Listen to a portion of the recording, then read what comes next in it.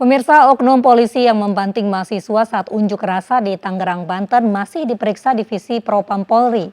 Kasus ini tengah diproses oleh Bid Propam Polda Banten.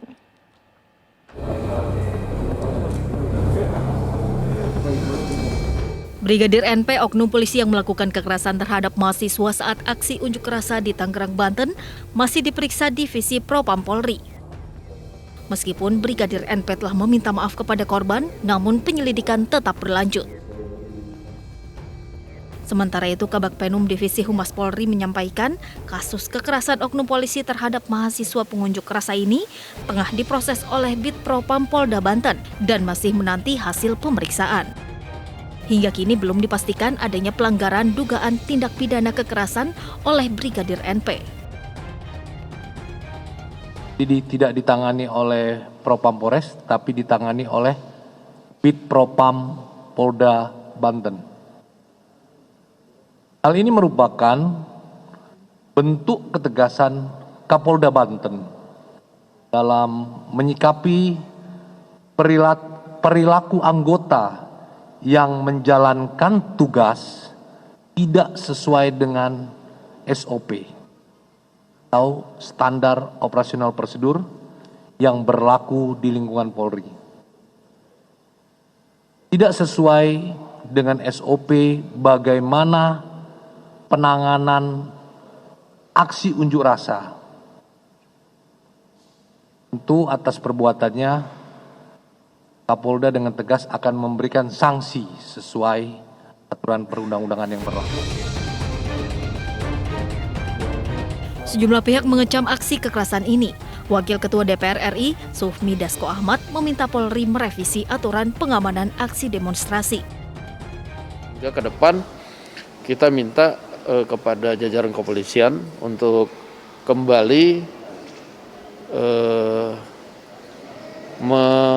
menyegarkan kepada aparatnya protap soal penanganan demo, sehingga kita harapkan tidak terjadi lagi hal-hal seperti ini.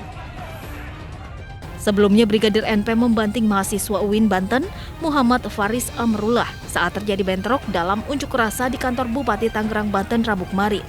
Dalam video amatir yang viral di media sosial, Faris langsung kejang-kejang usai bagian tubuhnya terbentur trotoar. Dari Jakarta dan Banten, Tim Liputan iNews melaporkan. Kapolri mencopot jabatan Kapolsek dan Kanit Reskrim Polsek Medan Percut Setuan, Sumatera Utara.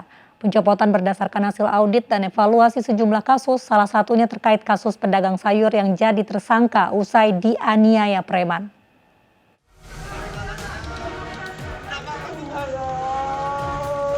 Pasca viralnya kasus penganiayaan di Pasar Gambir Tembung 5 September lalu, Kapolsek Percut Setuan dan Kanit Reskrim Polsek Percut Setuan dicopot dari jabatannya. Pencopotan terkait dengan audit dan evaluasi yang dilakukan pimpinan Polri. Salah satu kasus yang menjadi polemik adalah kasus penganiayaan pedagang sayur oleh preman, di mana turut menjadi tersangka. Kapolsek dan Kanit Reskrim, ya, Kapolsek dan Kanit Reskrimnya bagian dari evaluasi dan audit yang dilakukan oleh pimpinan Polri. Apakah Oke? Pak, yang dicopot itu Kanit atau Kapolsek, Pak? Kapolsek dan Kanitnya, ya. Kapolsek Persib, Pak? Ya. Pedagangnya, Pak. Kenapa? Terkait dengan pedagang dia, Pak. Evaluasi dari kejadian yang kemarin dan sebelum-sebelumnya tentunya, ya. Sebelumnya, video keributan antara pedagang perempuan dengan seorang preman di Pasar Gambir pada 5 September lalu viral di media sosial. Setelah video ini viral, polisi menangkap pelaku dan menetapkan sebagai tersangka. Kasus semakin pelik ketika BNI melaporkan balik pedagang sayur yang dianiaya olehnya, hingga akhirnya pedagang sayur yang merupakan korban penganiayaan ikut ditetapkan sebagai tersangka. Kedua pihak yang bertikai ini sempat dipertemukan sebelumnya saling lapor. Keduanya dipertemukan oleh Kapolda Sumatera Utara, Irjen Pol RZ Panca Putra Simanjuntak, namun pedagang menolak untuk berdamai. Dari Medan, Sumatera Utara, Aminur Roshid, iNews melaporkan. Beralih ke informasi, massa dari berbagai ormas Betawi yang mendatangi Mapolres Metro Bekasi. Mereka melaporkan dugaan penghinaan terhadap etnis Betawi.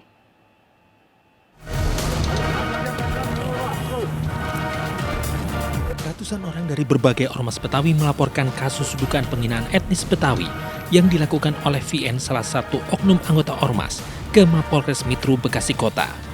Masa pelapor berharap polisi segera menindaklanjuti laporan dan segera menangkap pelaku yang dinilai sudah meresahkan warga. Ya, kalau saya bilang perbuatan tidak menyenangkan lah terhadap orang Betawi. Jadi jangan sampai nanti berlarut-larut, ya, timbul masalah lebih besar. Jadi karena ini negara hukum, ya kita serahkan kepada hukum, itu aja. Alat besi apa alat berat? Alat berat, apanya yang disuruh ambil? Dalam video amatir berdurasi lebih dari 1 menit, salah satu oknum anggota ormas menginterogasi warga yang diduga mencuri barang di salah satu lokasi proyek pembangunan di Jalan Raya Kalimalang, Bekasi Selatan, Kota Bekasi pada Rabu malam. Namun interogasi disertai kata-kata hinaan. Rekaman penganiayaan dan hinaan ini pun viral di media sosial dan berujung pelaporan polisi. Dari Bekasi, Jawa Barat, Rahmat Hidayat, iNews melaporkan.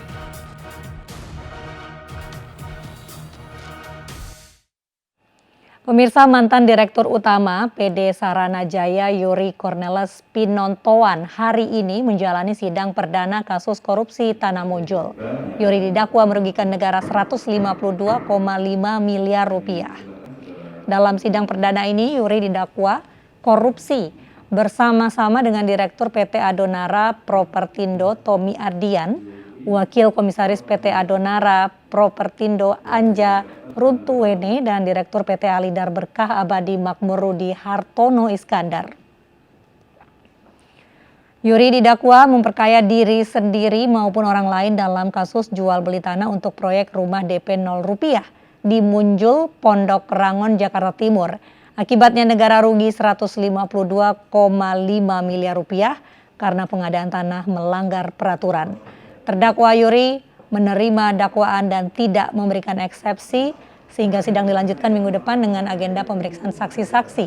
Tidak menutup kemungkinan Gubernur DKI Jakarta Anies Baswedan juga akan dihadirkan sebagai saksi.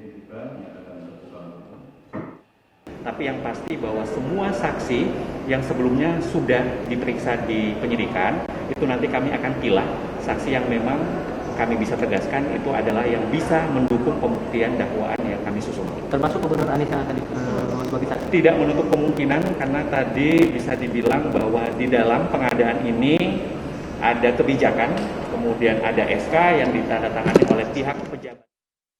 Gubernur DKI Jakarta Anies Baswedan meresmikan pencanangan pembangunan Kampung Susun di Kampung Kunir, Pinangsia, Taman Sari, Jakarta siang tadi. Kampung Susun Kunir dibangun untuk 33 kepala keluarga agar memiliki hunian layak. Kita sempat mendapat penghargaan Green and Clean dari tingkat wali kota. Gubernur DKI Jakarta Anies Baswedan meresmikan pencanangan pembangunan Kampung Susun di Kampung Kunir, Pinangsia, Taman Sari, Jakarta Barat pada Kamis siang. Bangunan Kampung Susun Kunir terdiri atas 4 lantai yang tersusun dari 33 unit hunian beserta sarana dan prasarana pendukung, seperti ruang usaha warga, area komunal, serta galeri sejarah dan area display situs arkeologi berupa penanda jejak tembok kota tua. Area Kampung Susun memanfaatkan lahan seluas 860 meter persegi yang merupakan bagian dari area lahan yang tercatat sebagai aset kantor Kecamatan Taman Sari. Ketika proses ini semua sudah selesai, bersiaplah untuk menjaga keguyuban. Mulai dari sekarang, keguyuban dijaga. Ini ada 33 kepala keluarga bergabung dalam sebuah koperasi yang akur, yang rukun, sampai nanti pada saat pembagian ruang juga begitu. Pada saat pembagian tempat juga begitu. Supaya kebersamaan ini tetap langgeng. Konsep pembangunan Kampung Susun melibatkan berbagai pihak agar rancangannya sesuai dengan kebutuhan warga. Dari Jakarta, Tim Liputan iNews melaporkan. Menteri Sosial Tri Risma hari ini marah-marah lagi saat mengunjungi Kecamatan Sikur, Lombok Timur, Nusa Tenggara Barat. Kami akan hadirkan informasinya usai jeda berikut.